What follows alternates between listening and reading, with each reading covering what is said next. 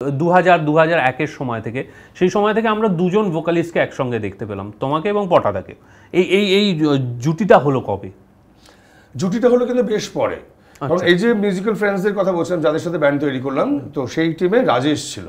রাজেশ আর আমি ক্যাকটাসের প্রথম দুই ভোকালিস্ট। আচ্ছা, আমাদের ফার্স্ট অ্যালবাম কিন্তু সেইভাবেই রাজেশ, মানে শুধু তুমি না যেটা শোনো সেটা কিন্তু রাজেশের ভয়েস। এবার সমস্যা হলো রাজেশের মানে বাবা মা থাকতেন নর্থ বেঙ্গলে, হ্যামিল্টনগঞ্জ, এবং সেখানে ওনাদের সুন্দর ব্যবসা রয়েছে। তো খুবই এক্সপেক্টেড যে ছেলে বিকম করেছে, এখান থেকে গিয়ে ফ্যামিলি বিজনেস জয়েন করবে। রাজেশ ঠেকিয়ে রাখছে, না একটু গান বাজনা করছি। এই করে যখন অ্যালবাম রিলিজ হয়ে গেল, বলেছে আর কত গান বাজনা করবে, অ্যালবাম অবধি হয়ে গেছে, ক্যাসেট বেরিয়ে গেছে, আমার ছেলে আর গান বাজনা করতে হবে না, চলে এসো বাবা। ও তাও খুবই আটকানোর চেষ্টা করেছিল, কিন্তু আমাদের ক্যাসেট মানে বেরোনো মাত্রই যে হট কেকের মতো বিক্রি হয়েছিল তা তো নয়। The initial response I would say it was lukewarm. তো সেই জায়গা থেকে আস্তে আস্তে ইট ওয়াজ পিকিং আপ, কিন্তু সেটা ধৈর্য রাজেশের বাবা ধরে রাখতে পারেননি।